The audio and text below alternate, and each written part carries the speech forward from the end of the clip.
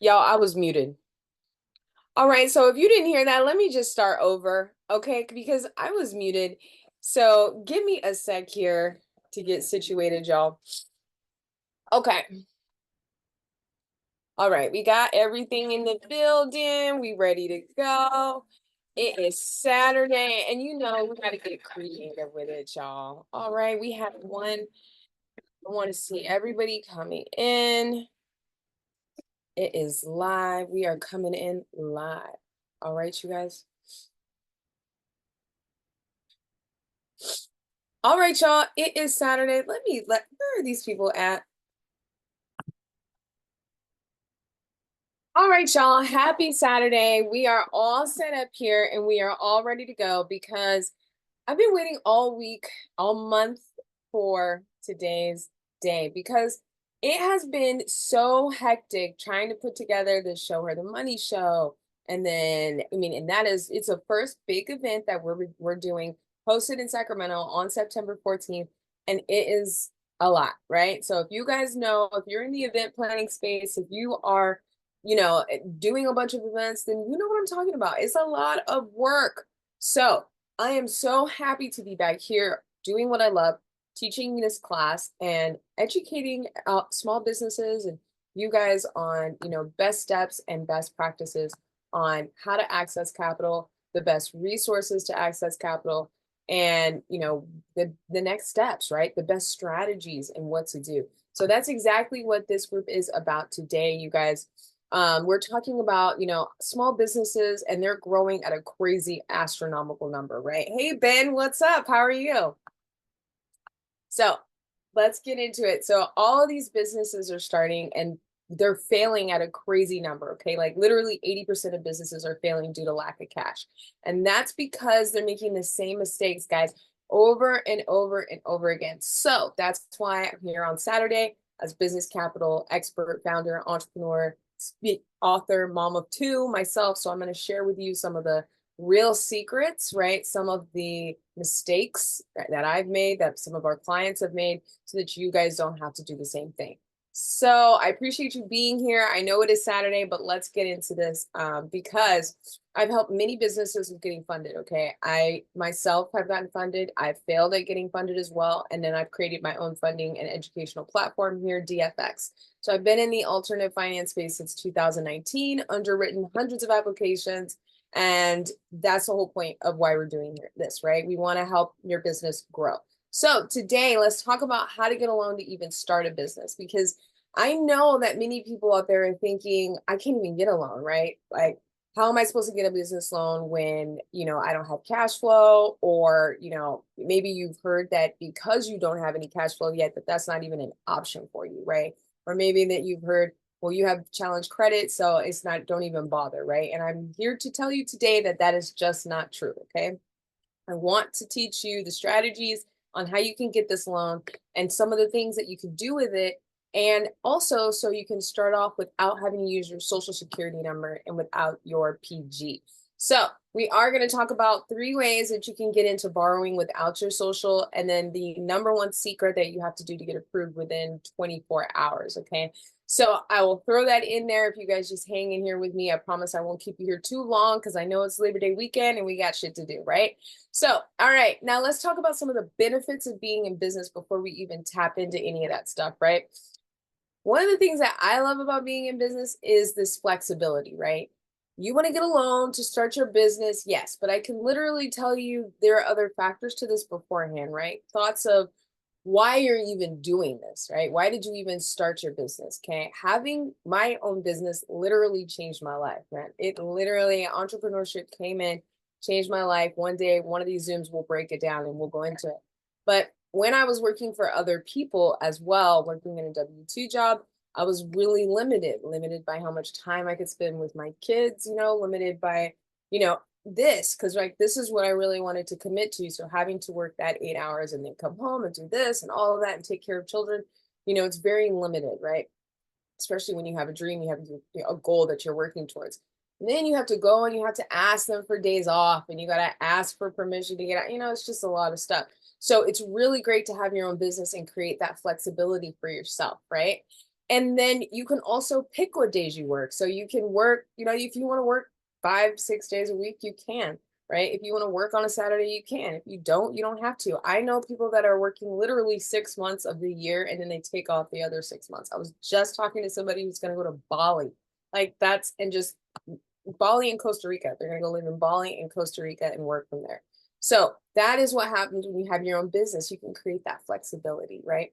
Another amazing thing about starting your own business is you literally have uncapped income potential, right? There's no limit to how much you can earn, as opposed to being at, for example, like Costco. I used to work at Costco a long, long time ago when my daughter was like 1. She's 11 now. I used to work at Costco, and I remember a lot of the employees there. And actually, I worked at one of the kiosks inside of Costco. So I wasn't actually a Costco employee, but a lot of the Costco employees there would tell me, I mean, they've been there 20, 30 years, right? But at Costco, you cap out. Like, you eventually get to a spot where you can't even go earn anymore, right? So that's what we're talking about when you're having your own business. And when you think about the richest people in the world, they buy businesses, right? Think about Warren Buffett. He built his whole portfolio buying other businesses. So another thing we want to talk about is that you get to decide what product, you get to decide what you're selling, and you get to decide who you're working with. Okay, guys, this is your passion, right? When I started DFX, I honestly didn't know I was going to be ending up in the financial space. I just found real deep love and passion there, and really the inner knowledge of trying to figure out how to impact my community the most and where we can tap into this economic potential, right? So one of the things with starting your own business, right? You can decide who you want to work with. So if somebody's an asshole, somebody's a jerk, you can, if you decide to, right? You can decide not to work with that person.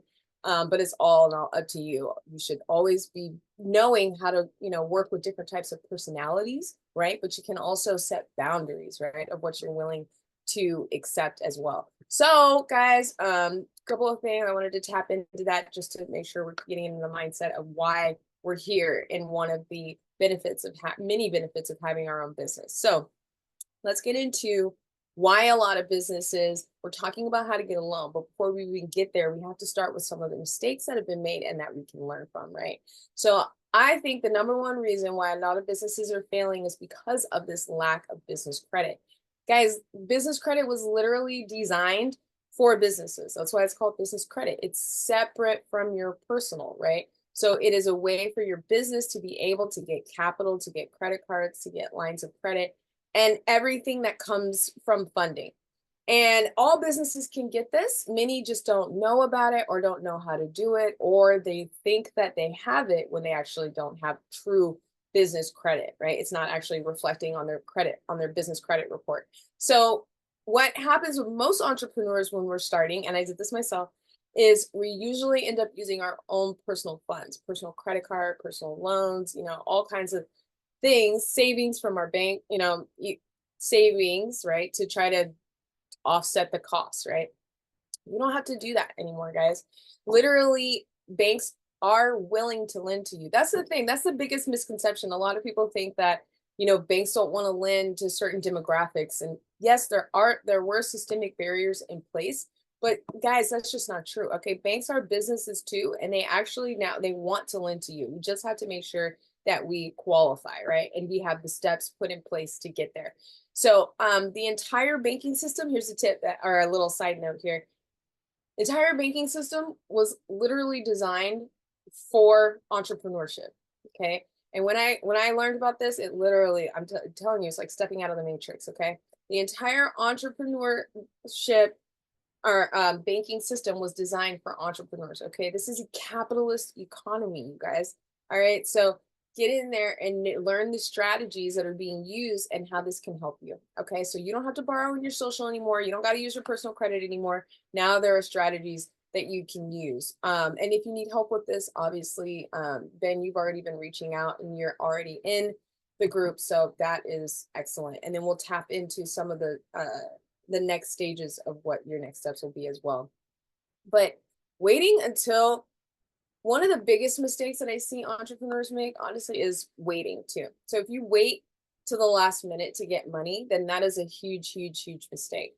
So as soon as you start your business, meaning as soon as you go and file, as soon as you get registered, then you want to start looking into what your options are, meaning you want to start establishing your business credit because you might not be able to qualify for direct funding at that point.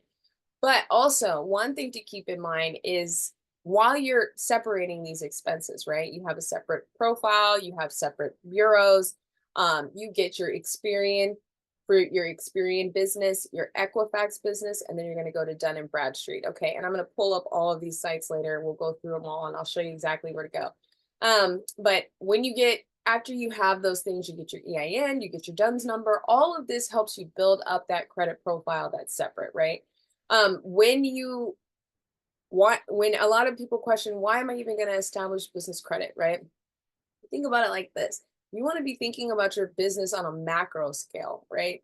Envision where you're going to be going down the line, right? This is why it helps to have a business plan. And if you need help with a business plan, just give me a shout out and I'll hook you up with who you can connect with helping you establish a business plan.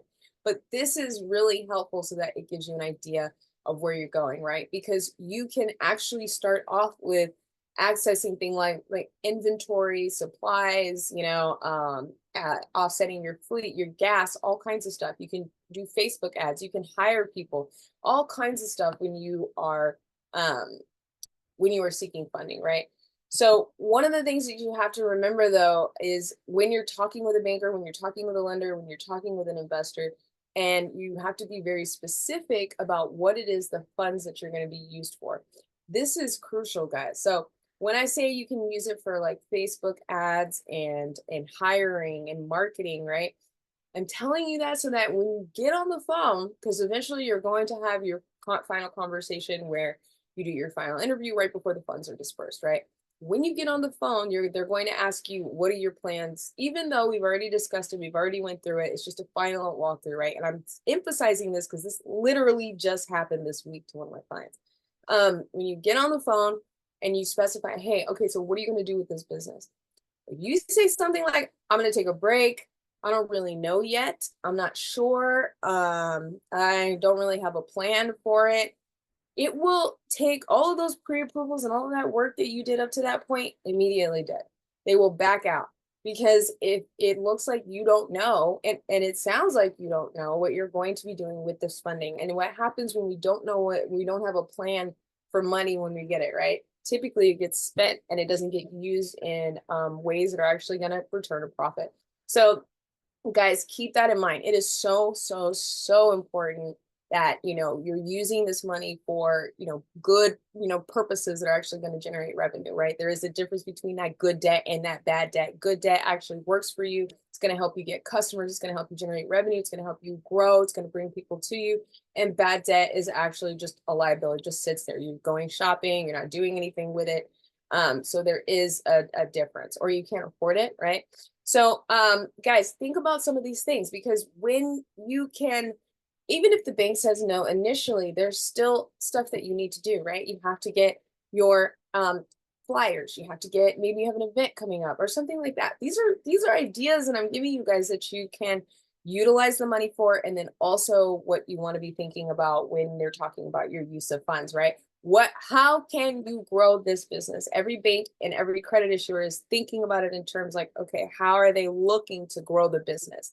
Not as like, oh, I'm drowning, I'm in a desperate situation and I need help, right?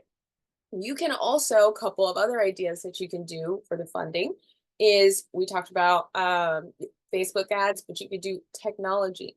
We're in 2024, you guys, almost in 2025, all right? CRMs, you gotta automate for sure. It is going to change the game, okay? CRM, customer relationship management, I believe it stands for, but these systems I mean, you can automate your text messages, you can automate your emails, you can automate your appointments, you can automate your scheduling. You can have your assistant go in and your assistant can handle those things for you. And you can scale your company with just you and one other person, right? So automate yourself. I'm telling you, when I got automations in my company, it literally was like a breath of fresh air, right? So you can even plan like all of your marketing materials, everything. You can schedule your posts out, all kinds of stuff, right? So these are some of the things that you can do, okay? Now, I want to talk about why people typically get declined as far as when they're looking for funding, right? The number one reason why a lot of people get declined is because they don't have any other trade lines and they're going into like a regional bank or a major bank and they're asking for funding, right? So you're going to go into like a B of A, Bank of America, you're going to go like a Wells Fargo or a Chase, and you literally have nothing, right? You have no business, you don't have any collateral, you don't have a business plan, and you don't have any established trade lines, right? And a lot of people don't know, even if you had trade lines established, that actually helps you, right, when you're going to get funding. So if you don't have any type of trade lines established, plus you don't have any of the other elements that they're looking for, then you really are truly wasting your time going in, and you're just going to get more discouraged when you hit that denial again, right? Because they're not going to tell you right away. They're going to have you sit there and they're going to have you fill out the application knowing good and damn well you don't qualify. So that is why, you want to make sure that you are prepared, you know exactly what it takes to qualify. You get that together and then you go in, right? Smooth transition, okay? You want to be adding trade lines, guys. And if you're already doing it, you're way ahead of the game. Okay. You've already got your EIN, your business address, your business phone number. It's all matching. We've checked that it's matching across all platforms. And now we're applying for tier one. Okay. Once you start in tier one, AKA starter vendor, net vendor, it's the same thing, right? So these are companies like Granger, companies like Uline, companies like, Quill. Actually, Quill is a two now. So Granger, eCredible, Marathon, you can get a Wex and Fleet One. Now, I have other videos that talk about this and they talk about how to get gas cards, and I can link those over here after that. But these are absolutely all of the strategies that you want to be applying, because you don't have to, it's free. I guess not free in the sense that it's a totally free service. It's free in the sense that this is an expense that you're already paying for your business, right? The difference is you're shifting that expense over to your business, and you're getting it on invoiced on a net 30, on a net 60, on a net 90, which means you'll actually pay it in 30, 60, or 90 days. Okay. That gives you time to actually implement your strategy, what you're doing, right? Then you can, if you're a contractor, then you go out, you get your tools, you do the job, right? Then you use the money from the job. Okay, you're not actually using like your personal credit. It's not affecting your DTI or anything like that. Okay, so simple. Start with vendor credit, and then you work your way up to more fleet credit, and then also retail cards. So we're talking like Amazon, Dell, Best Buy, Costco, right? And then I was just speaking with a lady with a food truck. Okay, she has a food truck, a new company, no cash flow, no credit, no collateral. That in that situation, you could look at something like equipment financing. I highly recommend it to start establishing your business credit, because all of those costs that you're using for groceries, she's shopping at Sam's Club, she's shopping at Costco, and putting it all on her personal credit cards, guys. You don't have to do that. All right. You don't have to do that. What you should be doing is taking those same expenses, establishing your business credit. That way you're building it up, and then you can actually go get the food truck under your EIN. Or while you're establishing your business credit, you're simultaneously working on your business plan, that business plan that you're going to take when you're applying for SBA funding. SBA loves woman-owned companies. She's a woman-owned company. SBA loves woman-owned companies. You get your business plan together, you get your taxes together, and this is a strategy that works. I've seen it work over and over and over again. I've also seen the opposite strategy work, where they continue to just do the same thing, and then you hit a wall with your personal credit and you can never get the car. Or you get the car, but it's reporting under your social, which is even worse, right? You got like 8 or 22 inquiries on this thing. It's crazy. So let's step into another reason why businesses, or a second mistake that businesses make when we're trying to get a business loan. And it touches on a little bit of what I was just talking about, which is using your personal credit, right? Not your business credit. It's again going in with exactly the same thing of what I was saying. You cannot use your personal to fund your business. I think we have to get out of this mindset of like, I did it all on my own, I didn't, nobody help me. That's not a good thing, guys. And I thought the same way, but I'm telling you, you cannot get anywhere alone, right? You need a team, right? That's how the most successful people get there, with a team. a team that works well. So this is a major mistake, guys. Don't be using your personal. Think about that dream house that you want to get one day, or that dream car that you want to get one day. It won't happen because you are constantly over leveraging your personal credit, right? So those are the kind of things and barriers that I'm talking about. Also, think about it like this. When you get business credit, they they're looking at you like a business, okay? They're going to lend more, higher approvals, better rates, better terms. I've seen it over and over and over again, okay? Especially with SBA type funding, because with SBA, they're looking at something called your FICO SBSS score. If you don't have a FICO SBSS score, you're not gonna get the SBA funding. So you have to be thinking about these kinds of things. Actually, we had a client too that was near close to getting funded, and they had a real difficult loan package, but we were pushing it through. And at the very last spot, the lender was backing out and considered to push it through, asked if they had business credit. They didn't have business credit. So that was it. That was that one little thing that we could have had if they had it to push it through, but they didn't. So, start thinking about these kinds of things, guys, because most businesses need capital. We all want to grow, and eventually you're going to need the money to grow. So get out of that mindset that I was saying, like you're going to do this all on your own, because eventually that's going to suck, right? You have kids, you have family, you have travel, you have things that you want to do, right? And you're not going to be able to do it if you're doing this. And if you're taking out, just crazy things and over leveraging your personal, just won't happen. Think about the biggest companies, and I know I reference this a lot because that you get the best strategies from them.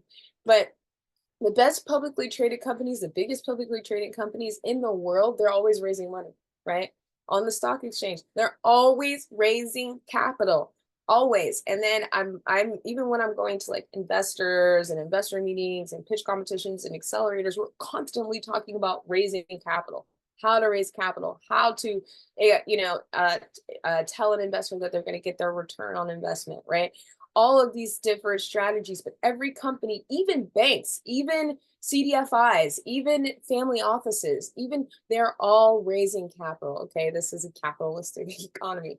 So, but that's the beauty of it, y'all. That's the beauty of it. Okay, I see opportunity there. So this is part of the big game. Okay, this is part of the big game that they don't want you to know, by the way. This is the part of the game that they try to keep away and hidden. Okay, but we got it now. Okay, thanks to all the internet and social media. And plus, we can read. So we are knowledgeable enough to pick up a book and do our research. And this is what the same strategies that they have been using for I don't even know how long. So if you want to grow your business, if you want to get funding, very simple, just follow these steps. Okay. And no, I want you to just hammer this in your head. Your personal credit is never meant to fund your business. Major, major, major mistake. And you can get more money when you have business credit established. So if you have already done these steps, awesome. If not, no problem. Okay, no problem. All you got to do is just make sure you got your pen and your notebook and your pen out. You're writing this down, and then you just take action. That's it. Now you know, and then you just move on from there. All right, so the third reason that a lot of businesses, when you're trying to get a loan, one of the mistakes that I see is that they're not set up properly. So for those of you that already have all your steps, fine. But for those of you that don't, keep in mind that this is crucial. You don't want to skip it. I've had many conversations where people are like, I just really like my home address. I've had it for a really long time, and I don't really feel like changing it. And okay, but here's my question. Why? Right? Like, why don't you feel like changing it? I get it. It may be a hassle, right? And also it's something new, right? Something new that maybe you haven't heard before. You're probably like, why does it even matter? It matters. It matters. It may not matter to you, but it matters to the people that you're asking to get money from. Okay. It matters to them. They're looking to see if you are a credible business. And if you have a home address, from the bank's perspective, you're not a credible business, right? That's just the way that they're thinking. Okay. I don't make the rules, don't shoot the messenger. Okay. But when you don't have this set up properly, it can be a huge deterrent. Now, can you get funding with your home address? Sure. but you're going to limit yourself. You're going to limit yourself and you're going to take yourself out of the game because majority don't like it. All right, so majority don't like it. So get yourself a virtual office, okay? Not a mailbox, not a PO box, not like one of those virtual mailing addresses that has like the little, 100 key or whatever. Don't do that. All right, you want to get an actual physical office where you can actually go in. And I just made a video on this on how to get a commercial address, and I gave you two options, Opus and Regis. So go back to the YouTube and watch that one. But make sure that this is in here. And another thing, a common thing that I hear as far as the home address is that I don't want to change it, right? But listen, this is even deeper than that, even deeper than the fact that this is what lenders and credit issuers want to see. This is your home address, where you sleep, where your family is, where your children are, where, you know what I mean? Like you're putting this, you're going to put this on your business card, on your flyers, on your website. Like people can look you up. So with business credit, all of your information is public. So if somebody wants to find you, if a customer or somebody wants to find you, all they got to do is go online and look it up. So do you want to put yourself in that situation? So I highly recommend that you separate it, not only because you don't want to be limiting the funding resources that are available to you, but also for security. There's some crazy people out there, okay, in the world, and you want to protect yourself. So that's something to think about, okay? One other thing as far as the business not being set up properly that I think a lot of people don't think about is this pertains to your website as well. All right, so if you're saying, oh, I sell hair, or I'm a trucking company, this is a true story, I'm a trucking company, but my website says I'm a staffing company. I'm not sure how that happened, but that's exactly what happened with this company that came across our desk. It was a trucking company, and on the website it said they were a staffing company, okay? Those are not, that doesn't work, okay? Because when something is mismatched, it automatically flags the system. So it's coming up as a red flag. So, and then not just that, even if it's being manually underwritten, when we underwrite applications and packages and we're looking at all of the information, we are checking. So we're going to your website and we're looking to see what you do, because we have to explain your business model to the lender so that they can give you the funding. So we want to help you get there, but we have to understand, your business model. And if it's not congruent across all platforms, and it doesn't look like you have an established, credible business, right? So make sure that, your everything is matching, and you want to make sure that you're categorizing yourself correctly as well. This is the NAICS codes. Guys, let me pull this up for you real quick. The NAICS code, and you know what I'm going to do is I'm going to put this, actually, this is in the back portal. If you go into your member community, it is back there, guys. So let me go ahead and share my screen with you. All right, right here. Boom. So this is what you got to go check out, NAICScode.com, okay?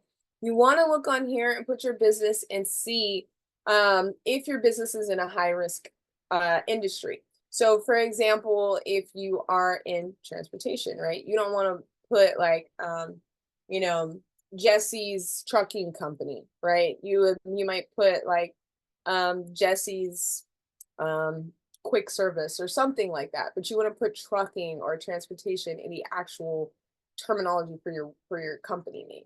All right, so, and if you need the link to this, guys, don't worry, I've got it in the back office. I've got a whole video where I walk through how to actually check your NAICS and SIC codes and cross-reference it. So if you need that, I'll go ahead and link that one as well. So go to the NAICScode.com, because where might this come in handy? Like, where would this apply? This applies when you go into the bank and you're going to go get a business checking account, right? You're new, you're starting a new account, and you're like, I've got this business and I'm ready to open my account.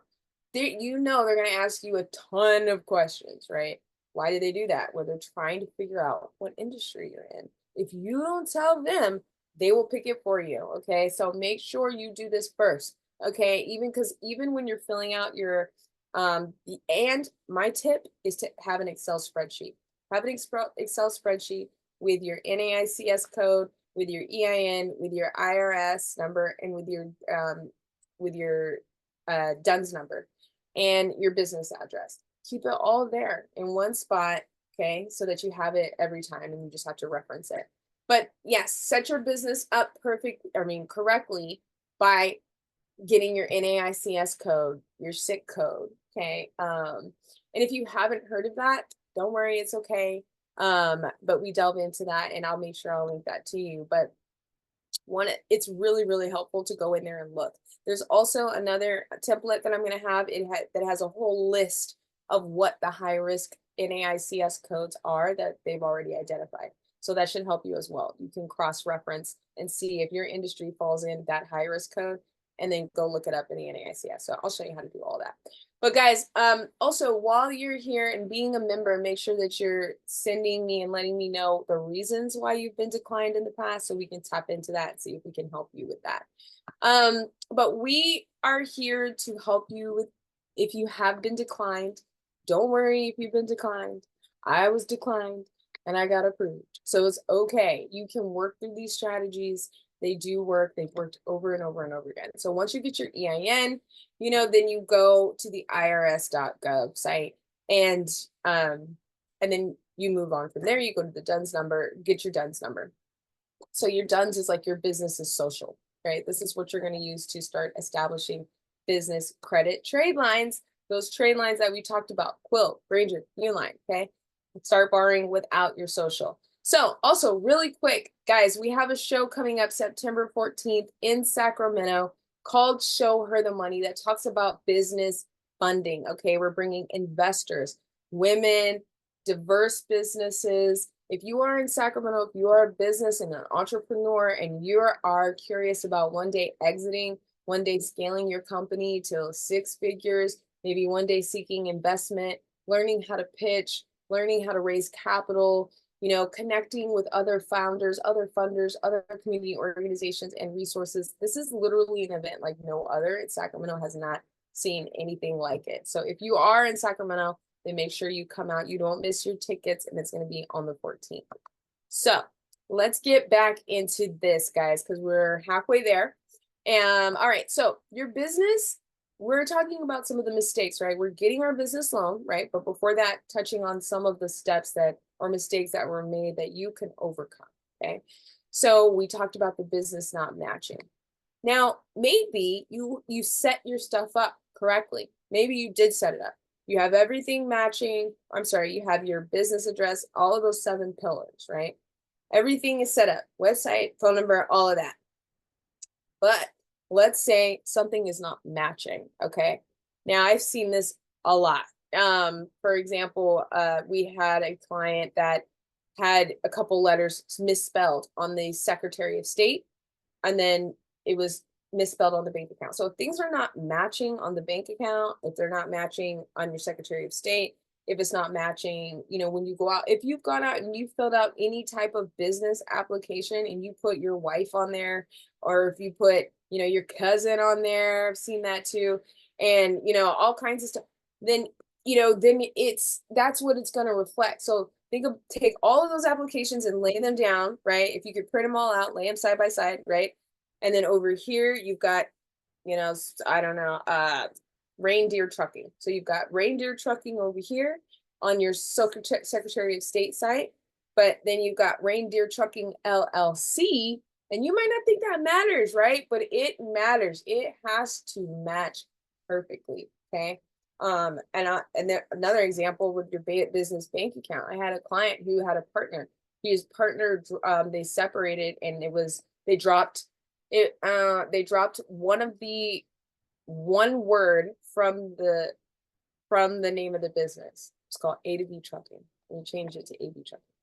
So something minor and small like that, right?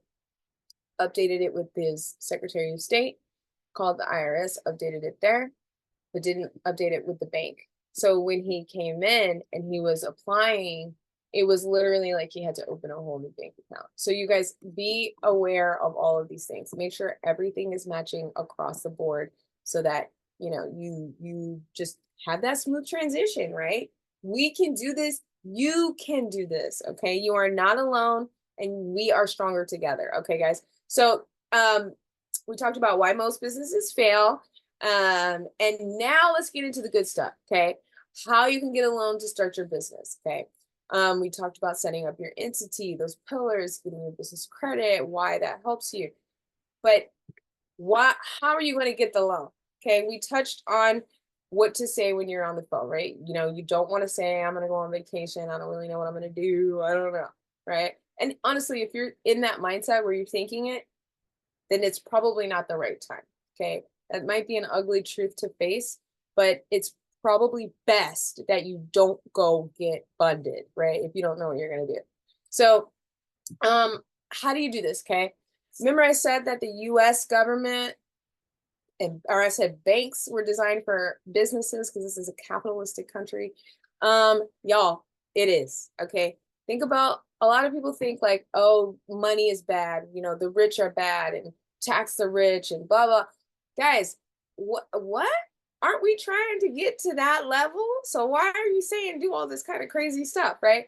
Also, here's one thing I want to let you know. The government is a business, right? So they incentivize, that's why they get all these loopholes, because they're incentivized for owning a business, for investing in the economy, for investing in certain opportunity zones, for building, affordable housing, all real estate, all kinds of stuff. So they get incentivized for certain things. And guess what? You can too.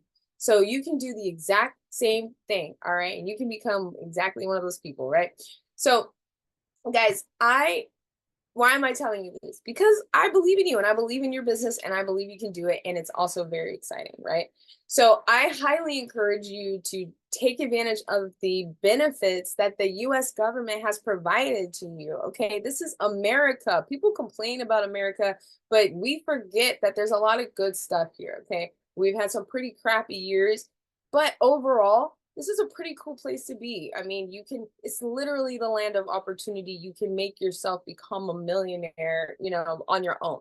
Okay. People come here from other countries and they're multi millionaires. Okay. That's exactly why they come here, because it is the land of opportunity. So even if you have a job, if you have a W-2 job and you have a side hustle and you're starting whatever it is, if you're doing hair, if you're doing nails, if you're starting to deliver medical equipment, I don't care what it is, whatever it is, go down and register that as an entity, because that side hustle that you have that's generating 1,000, 2,000, 3,000 a month, that could come in and be another stream of income for your business. And that can count and help you get towards ownership. Okay. Strategies and leveraging other people's money. Okay. And that will make your life a lot less stressful. If you have a full-time job and that business on the side, go out and use it to your advantage. Okay.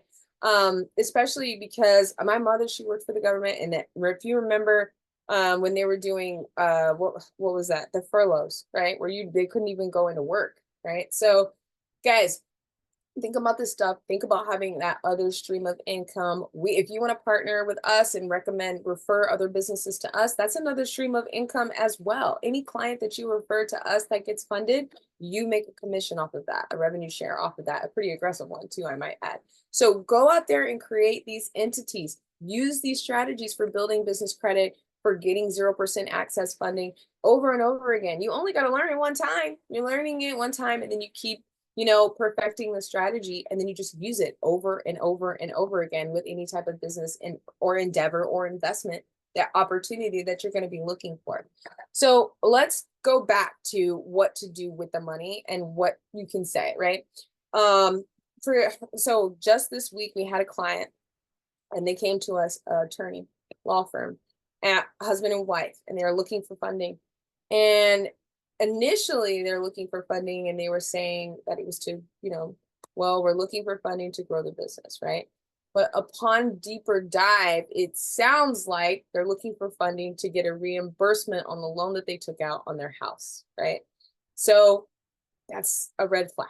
Okay, guys. So what we are encouraging, what I encourage you to do, and what I told this client was, we really are looking to help businesses that are looking to grow, to expand. Listen, if you're in a tight situation, that's okay. You can, if you're in a pinch, if you need help with payroll, that's okay. But you say that, right? Like, hey, I'm looking to, I need to, I'm looking to, I need working capital to help with payroll or a line of credit, so that we can, bring help with generating more revenue, bring more people on, whatever that is, right? For example, we have a client that it was in a hardship because the business had a flood and there's a shortage on doctors that can actually go into the clinic. So she needs working capital so she can give an aggressive um, pay offer to a doctor to come in. By that doctor coming in will allow her to open for another day, open an emergency room, and it will open up the wait list that she already has. So you see how her hands are tied because she just needs that little extra push. So that's what I'm talking about. So give some examples like that, right? You can do Facebook ads. You can use business credit to do Facebook ads, and Facebook ads are awesome, right? I use Facebook ads as well. So you can use it to buy inventory. We touched on that, and hire employees. But VAs, I highly recommend you get a VA. You can do if you have whatever your company is, you can get your logo printed. I have my logo printed on my shirt. My daughter has my shirts, so that's why I'm not wearing it right now. But get your logo printed. Okay. I have people that got remember when we had COVID, they got their mask, their logo printed on the mask. Okay. Guys, get out there and be creative. Okay. Put your logo on something. Okay. Put it on something. If you can wrap your car. I know some people don't want to wrap their car, but if you have a vehicle specifically for your business, wrap it. Wrap it. Get out there and promote it. Okay. What's wrong with that? Right? There's nothing wrong with that. And this is what you can do. This is what you can do with the business loan that you're getting, right? Get your logo on there, and then decide what you're going to do with it, right? How you're going to do this. Are you going to spend it on investing in yourself, which I highly recommend. Invest in yourself, get a mentor, get a coach. If you need referrals to a coach, I have an excellent one. His name is Sean Fair from the Leadership Experience Tour. He has trained hundreds of thousands of speakers from all over the US, and he is a huge, just advocate for leadership, and he's excellent. Invest in yourself. Literally, you can use business credit to go to classes, to go to seminars, to go to events, no matter what you do, okay? If you're doing flips and fix and flips, if you're in real estate, learn and grow, okay? Learn and grow. So now let's talk about 2 ways that you can get a business loan really quick, all right?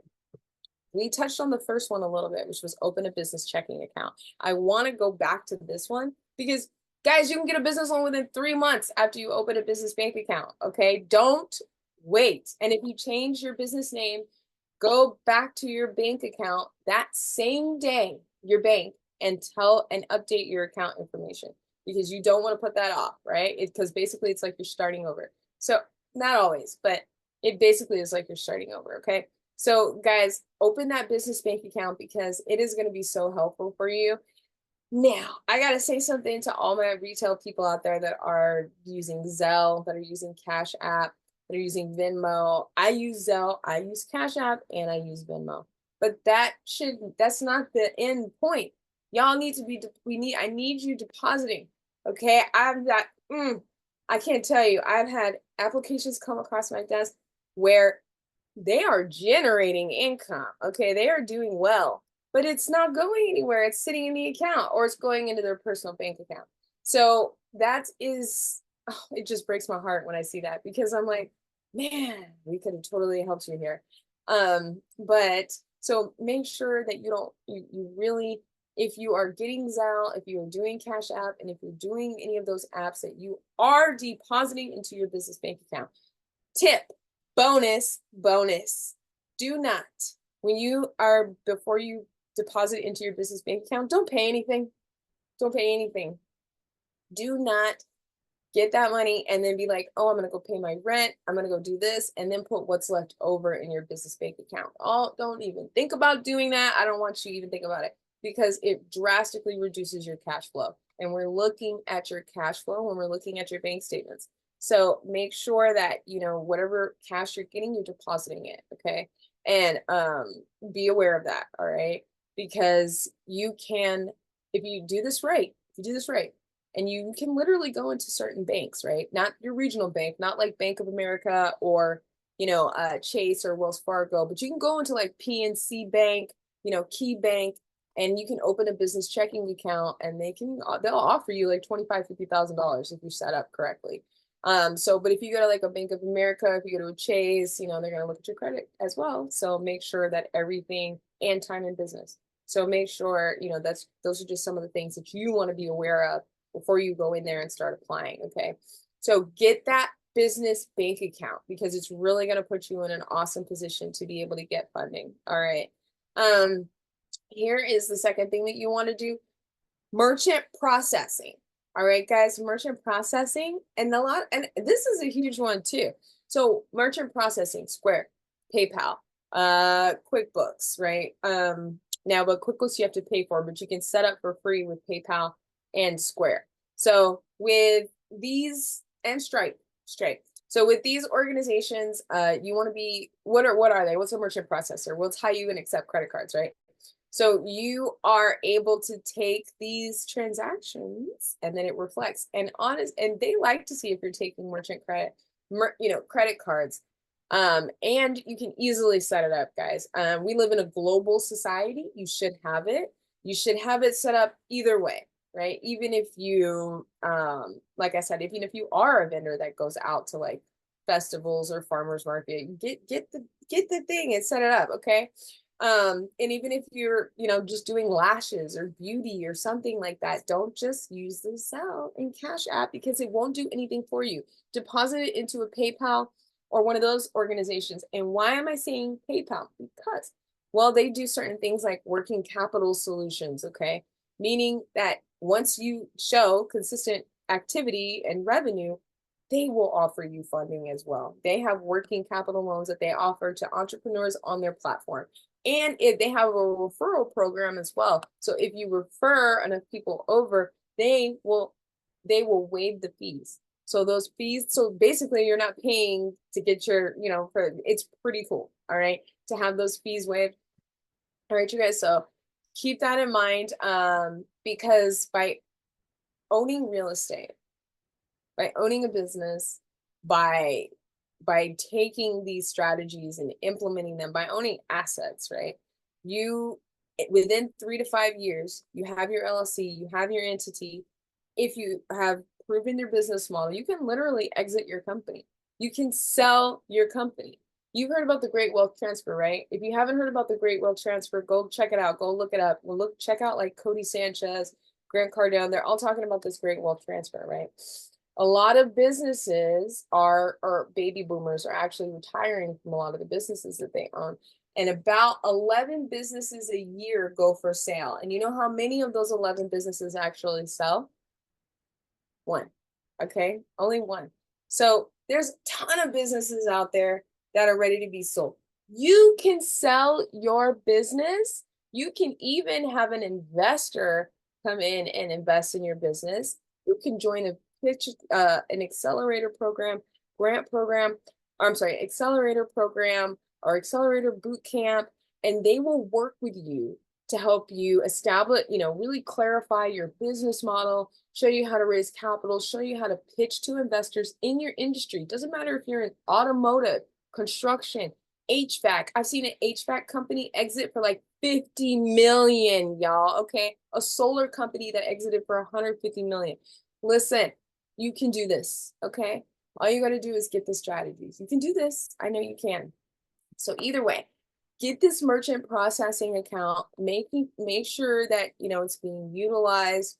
You're monitoring it, because within 3 months, you can get funded through PayPal. Like seriously. Or if you open it right now, if you're already generating revenue, you might even be able to get the funding right now. So I just gave you 2 ways that you could get funded really, really, really, really quickly. Okay. Get your business checking account, hands down, of course, and then get your MCA. Get your not MCA. That's a merchant cash advance. Get a merchant processor. Stripe, Square, PayPal. Now me, I have PayPal, I have QuickBooks. There's a cost to QuickBooks. I had Stripe. I'm not a big fan of Stripe personally, but it works for a lot of my other clients. Stripe doesn't like me because they think we are a lending platform. So, but I love PayPal and I love, QuickBooks and Square. So all of those work as well. Authorize.net works really well as well. So if you need links to any of those, just let me know and I'll get those over to you. When you are borrowing money, the best way to do it is when you don't need it, right? And that kind of sounds like an oxymoron, right? What is she talking about? So what I mean is when you don't need funding, right? When you're not like in a situation, basically when you're doing well, that's when you should be applying for funding. You don't want to go and apply when you have an emergency. Now, if you have an emergency, that's fine, but you should have an emergency fund, right? That's why we're doing this. You could have a line of credit that could serve as an emergency backup. Okay, you could have that within 6 months or less. Okay, so guys, let me just plug this in. Or 6 months or less. All right. So very important that when you're borrowing money that you, like I said, you're going when you're doing well. So if you are, in a situation, then they will know that and it will, I hate to say desperation. I don't like that word, but unfortunately, like that's sometimes how they see it, right? And they are looking, remember, they want to look at opportunities, okay? So this is how are we going to frame this as an opportunity, okay? So we do that by putting ourselves in the best possible position, which is going in when you don't need the money. You're doing well. Most, people are coming in. Most people don't think that they have to go in and ask for a loan because customers are coming in. People are getting paid. Everything's running smoothly. Everything is running smoothly. So nobody is thinking about what could happen, right? So don't be one of those people. Don't wait. I've been in that situation. It sucks. It's not fun. So don't be one of those people. Don't wait. Get prepared and you will literally, it will change the game. And it's literally like such a breath of fresh air. Okay. So let me tell you a story about why all of these strategies are important and why we're doing what we're doing. Okay. Because I've worked with clients that are seeking anywhere from 5,000 in funding all the way up to over 100 million. Okay. And I can tell you, I've seen many, many, many, many, many applications from many different situations and many different companies. And one thing I've noticed is we've had companies that have generated like 2 million, 3 million, and then they were actually lost. They had a loss the following year. When they had a loss the following year, the bank is looking at that, right? They're wondering, what's going on? What happened here? All right. What is the situation? Right. We had another company that's generating 100 grand, even less than that, even less, asking for funding. But because they're showing that this one year they made 100 grand, I think it was like 80 grand, 80 to 100 grand. And then the following year they actually doubled it. They were actually got their loan. They got the loan because they were showing growth. Now the other company, they needed a little bit more structuring, right? And honestly, they weren't able to get the loan. So, and it's because they showed a drastic loss with no way to explain it. So, guys, it's not that we can't help you if you have a loss or if you have a hardship, but we just have to make sure that we understand the full reason why and how this money is going to come in and change your life, right? Now, and I bring that up because people think, oh, $2-3 million for sure. They're about to get funded for sure. But remember, we're looking at this year and then prior years too. So how did you do then? How are you doing now? What are you doing next? And what's the plan? Okay. Now, if this company had a plan, well, we had like this one company that I mentioned, we had a flood. We had everybody in our staff got COVID. They had like 3 different situations in that one thing that could explain the loss. We were able to explain that, right? So think about these kinds of things. That's why I bring it up. And I tell you these stories because I want you to know that you're not the only one out there experiencing this stuff. Okay.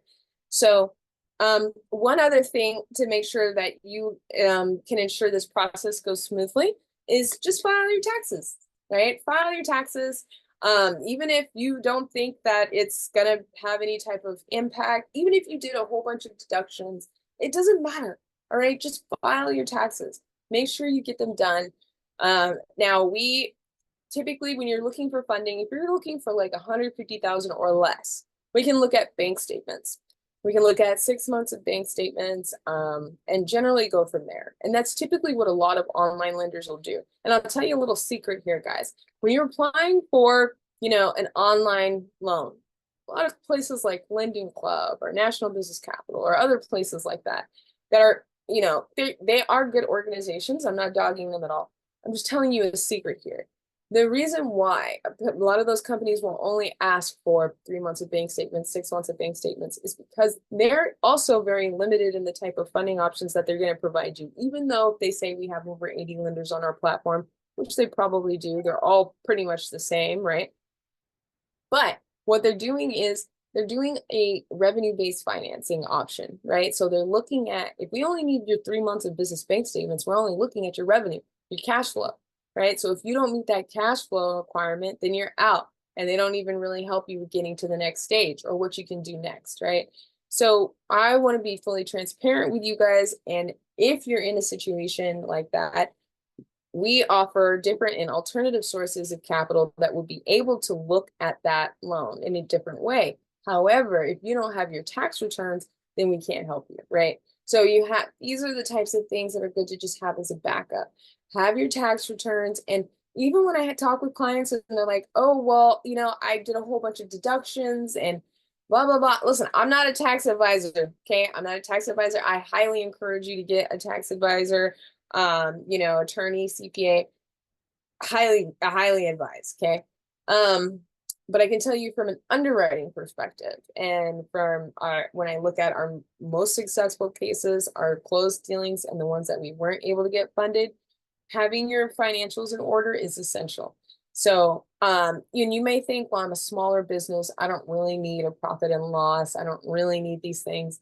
Well, you do. And it doesn't hurt to have it, right? It doesn't hurt to have it. Plus, it lets you know exactly where you are and where you're going to go.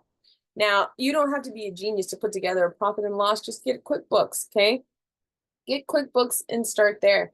And you might not even have a lot of things on there, especially if you're smaller and even if you're home-based. But it doesn't matter. Get in the habit of doing it because remember, you want to think about your business in the long game, right? Think big. So have your taxes filed. And if you can get your profit and loss, your up-to-date financials, that would be helpful too. Doesn't mean they're always going to ask for it, but you may get to the point where you have an opportunity and a lender who is willing to look at your situation and they're going to ask for deeper documents. And if you don't have it, then you might have just missed your opportunity at that moment. All right. So think about that. Okay, guys. Now, again, when we talked about what you're going to do with the loan, we talked about inventory, we talked about advertising, all kinds of stuff, right? But what about real estate? And I have a lot of people here that are in real estate that will be watching this as well. You know who you are, that are in real estate. So this one's literally for you. You can use business credit in real estate as it's tons of people do it, and it's a big game changer, okay? Now, we look at it from two dual sides. I'll tell you first about the business credit side. You can use it and business loans in this for real estate at not necessarily commercial location. You can for commercial location, not necessarily for an office, but with buying real estate, okay, you can use it to buy rental properties. You can literally build out business credit, and then you can get business funding, and then you can use that funding as your down payment to get the properties and build up your portfolio. All right, so you can get 100% financing, you can get a hard money loan, you can get a traditional loan, and then you can use the funds as a down payment so that you don't have to use any of your money. Okay, guys? That is how you're going to build your whole portfolio of real estate. And we have James from who's a good friend of mine, and he has been in the real estate buying business industry for like 40, 50 years. Okay. Nice guy, extremely helpful, just tons and tons of property, millions of assets under management. And he is actually a creative seller. So if you've heard of creative financing, seller financing, it's really where the seller becomes the bank. So you essentially take the bank out, right? Which is a really cool concept, right? And James has got a lot of experience with buying businesses, cash flowing businesses. Remember that great wealth transfer? with buying cash flowing businesses, which, to be fully transparent with you guys, is my goal to build up a portfolio of 5 cash flowing businesses. So he's going to come in and he's going to be speaking to you guys in October. Okay. And he's going to be talking about deal structuring, how he even got into the business, what the benefit is of, doing this type of creative financing, and how you can build business credit and how he's utilized business credit to be able to get the types of funding to get this to invest in real estate and in cash flowing businesses. You can also be doing things like getting 0% interest financing for 6 to 18 months, guys. Total game changer. Okay. Now, if you're in e-commerce and you're drop shipping, we have a client who has a back brace company. If you're drop shipping, we have lenders that also work with you as well. Okay. Now, certain banks, they're iffy about this e-commerce, right? Especially if you're drop shipping, right? And if you don't have a location here. But we can definitely step in and assist with those type of businesses. But if you don't have a lot of inventory, you don't have a lot of warehouse, and you're, purchasing from Alibaba or China or whatever, and then you're drop shipping over here, buy samples. Use what you got to buy samples, put it on your website, right? And then you're drop shipping. Okay, you see that? You're not using your personal there. All right, when we talk about hiring, payroll, we touched on that. And then how you can use that for reserves, okay?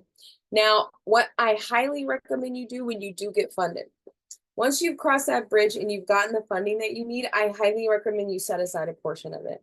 Set aside a portion of that to be used at the, for tax purposes.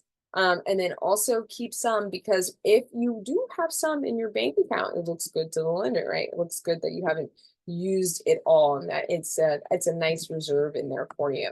We talked about technology, getting the CRM, Profit Lifter, Beyond the Stage. There's a bunch of others that you can check out, but find one that works well for you, and then utilize the CRM system. Get a VA, have a VA help you, or if you already have an assistant, if you have family that you work with that you trust, right? That's not going to hate on what you're doing, then have them go in and help you with your CRM as well. Okay. So when you're talking about the office space, okay, we touched on that earlier. And I made a video yesterday about your office space. Get your business address if you don't already have a physical business address. But also, we said you're going to be investing in yourself, which I hope to see you guys all at the September 14th show, because it's going to be absolutely amazing. We're going to have KCRA 3 there. I mean, it's just going to be really great.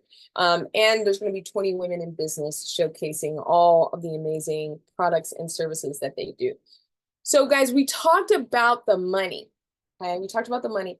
This is the last part, and then you're free to go. Okay, enjoy your holiday. But I can't let you go without talking about the mindset, because it is so crucial. Okay, especially within our community, we have to have a change of mindset. Okay, and I say this out of love, y'all, so I don't want anybody to get pissed off at me. But we got to stop taking things so personally. All right, you guys, don't take it personal. Don't take it personal. Use it as motivation to get yourself back up, and don't quit. Okay. In this business, and this is just business, y'all, okay? So you can't please everybody. You can certainly try, but there are going to be times where you have a complaint.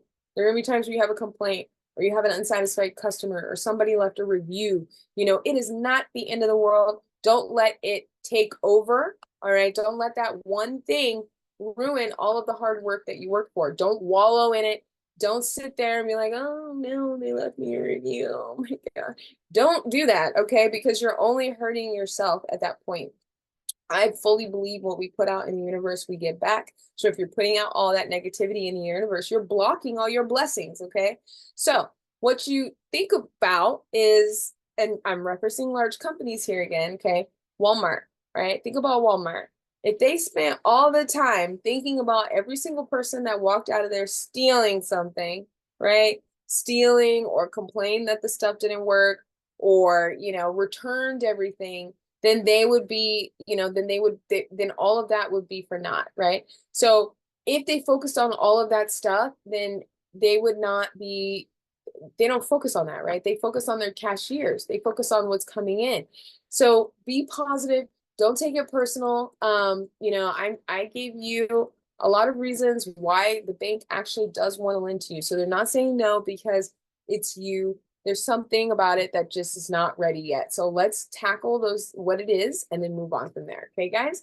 You are not alone. I told you, you're not alone in this space. Okay.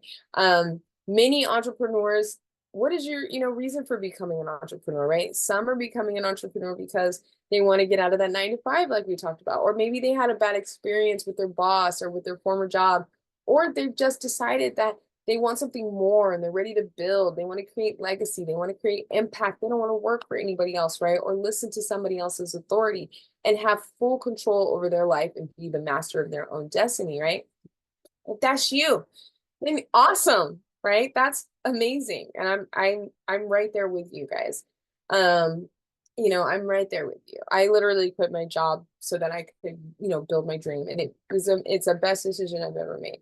So when you're an entrepreneur, you are literally like you're going from being locked in a cage with your W-2 job to being out there in the wild now. Okay. So you need to be a beast up, and you need to go out there and you got to hunt for your meals. Okay. You cannot just sit around, right? We don't just sit around waiting for our food to come to us. You got to go out there and you got to get it, right?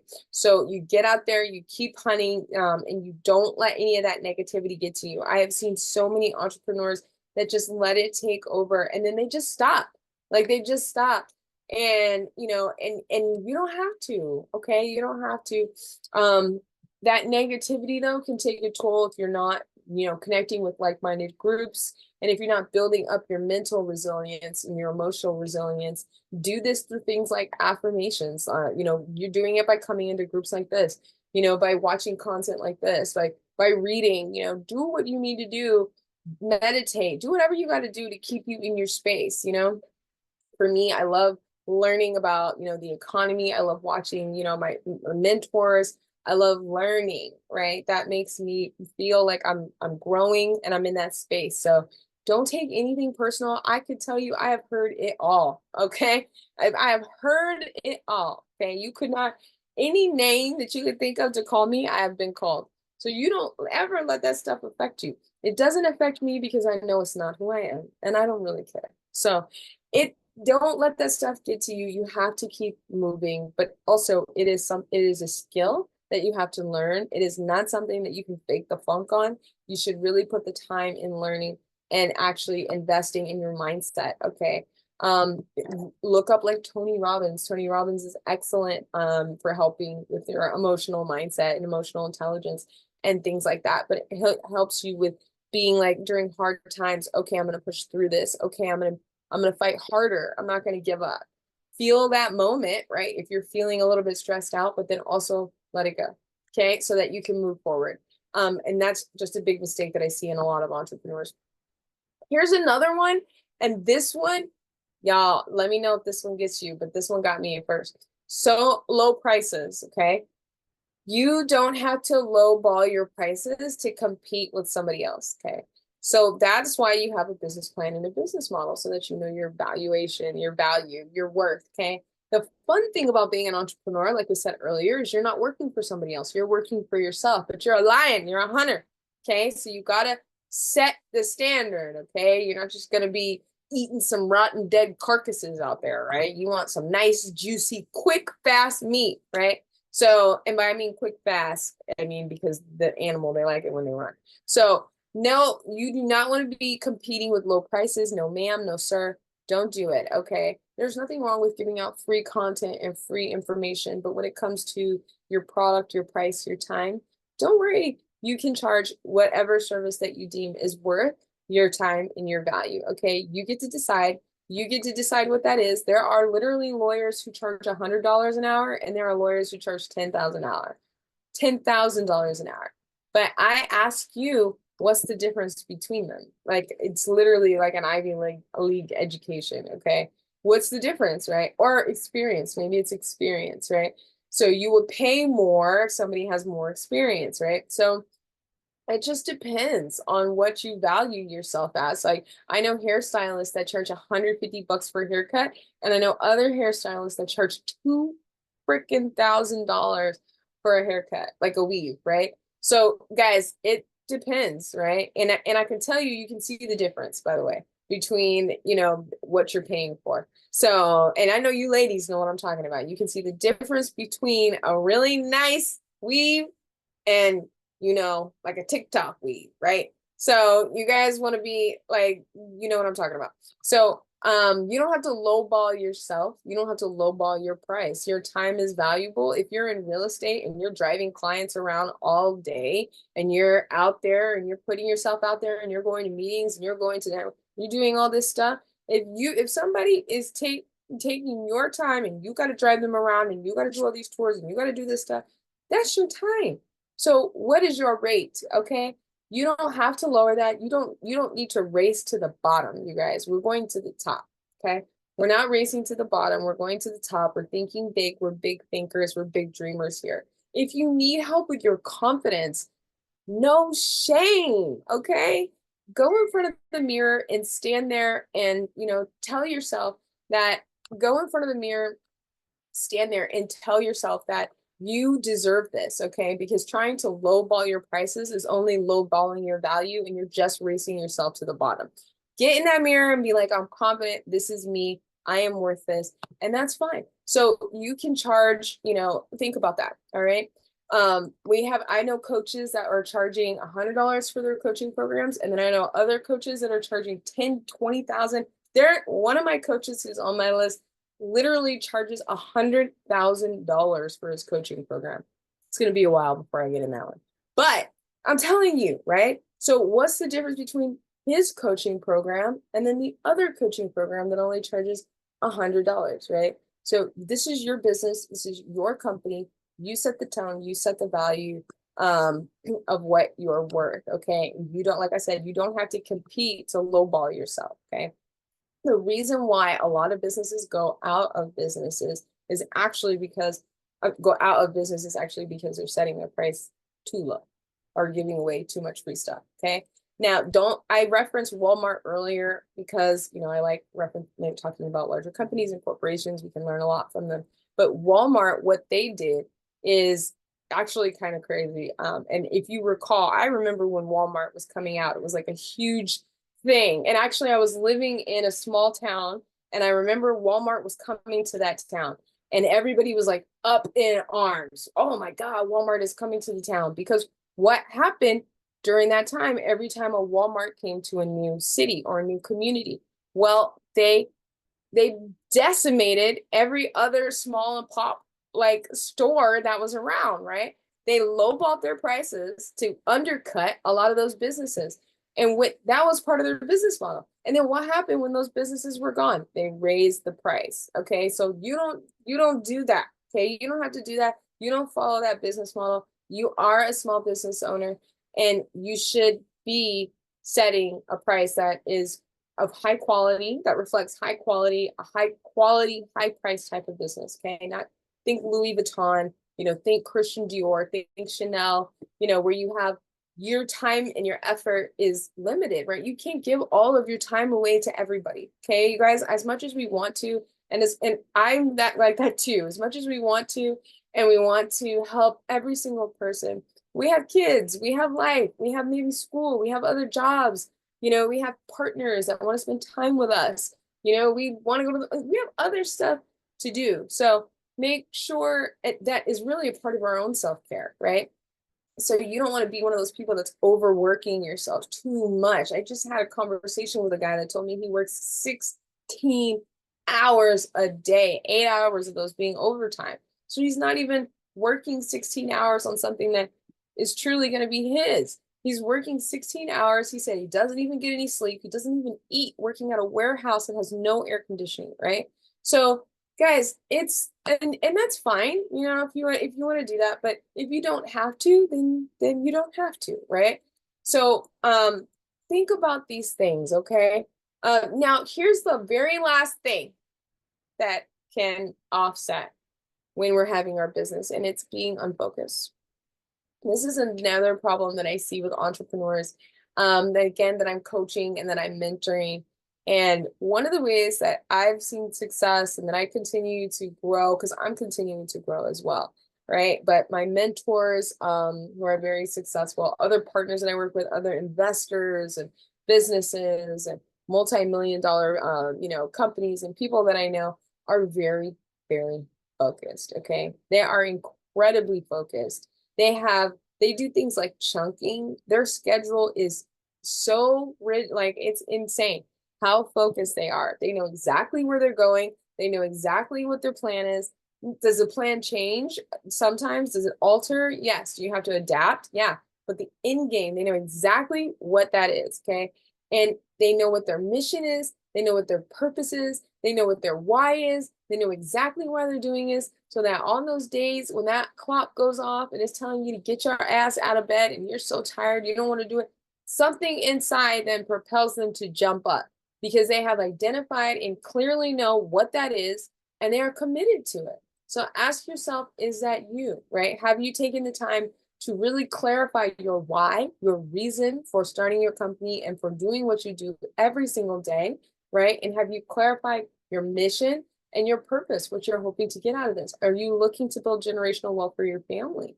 Are you trying to take care of your family? Are you trying to just, get away from your day to day? So what is it, right?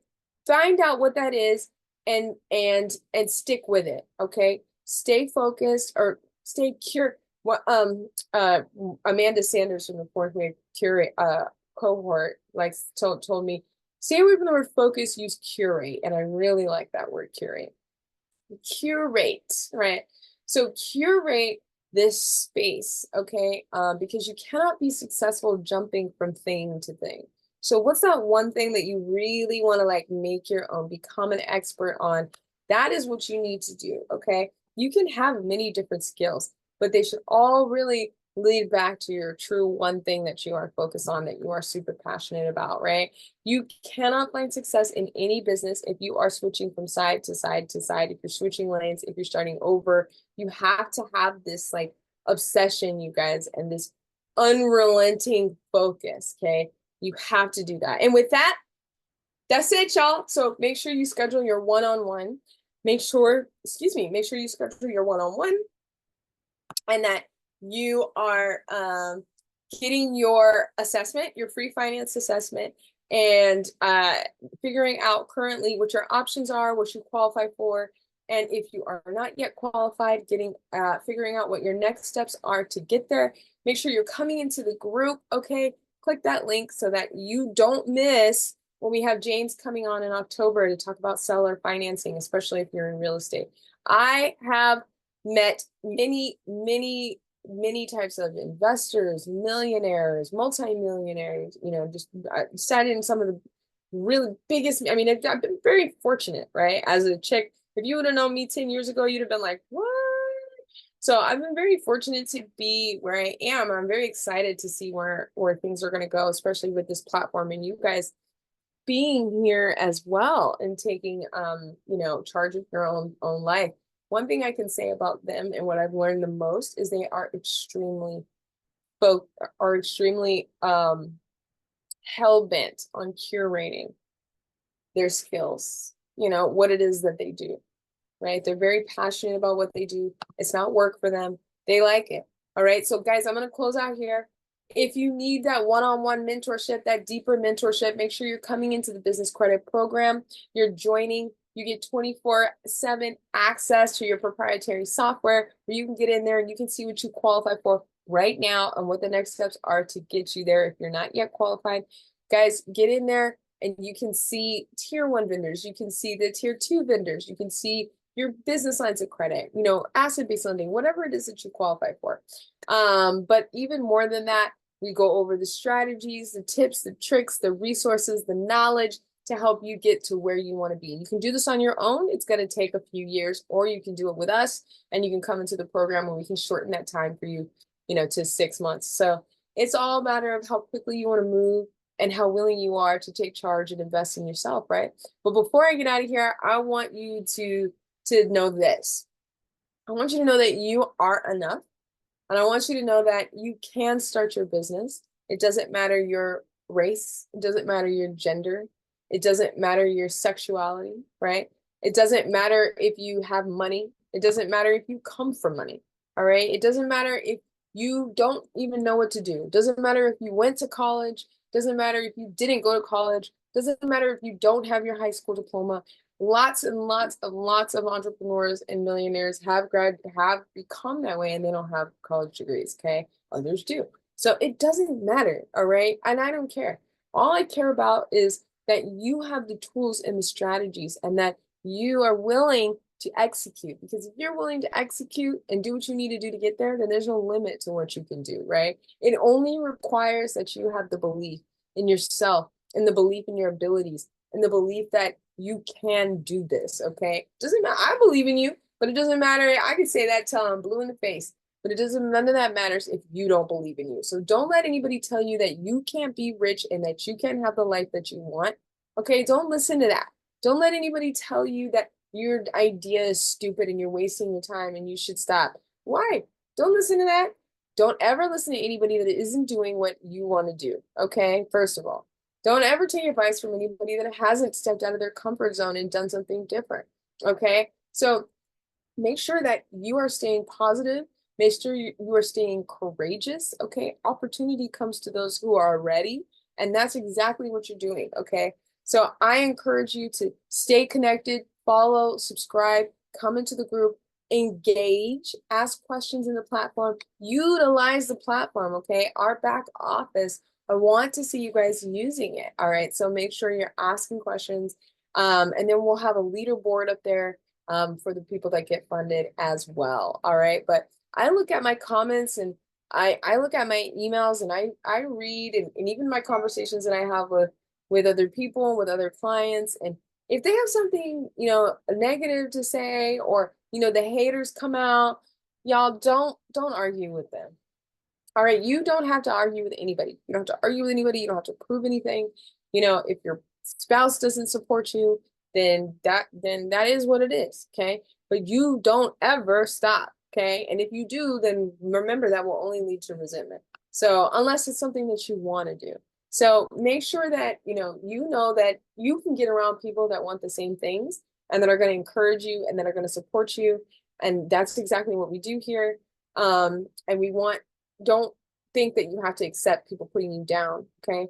And people telling you that you'll never get there, okay? Because you will get there, all right? You will get there as long as you know that you can and that you are enough. Because I had nothing, y'all. I was broke. I made a lot of bad decisions and it put me in a situation. And a lot of people actually said to me that you're going to be a loser, Dom. This is never going to work for you, Dom. What this is like I'm not even kidding. Okay. I like a lot of people said that stuff. But I invested in myself. I invested in my education and my spirituality, my self-care, my emotions, my therapy. I invested in myself, businesses, my business coach, my branding coach. I was able to do stuff. And now I built this amazing platform that God, one day we're going to be implemented in the banks, large banks, black banks. So this is amazing what's going to come for this platform and truly how much impact we're going to be able to have, because you can literally have a successful business. You can get approved for a loan, even if you have bad credit, even if you have challenged credit, even if you've been to the bank and they said no, even if you've already got a loan at the bank, right? And you need more, you can literally get approved. Okay. And if you want to know more, then make sure that you join our program. And also that you're coming to our show on September 14th and getting your tickets for Show Her the Money. Guys, that's it for today. Woo, we did it. Happy Saturday, y'all. Whew. Happy Saturday, y'all. We did it. I am so proud of you. I'm proud of you. And I want everybody to go out there, enjoy yourselves, and make sure you're hitting that like button, you're hitting that subscribe button.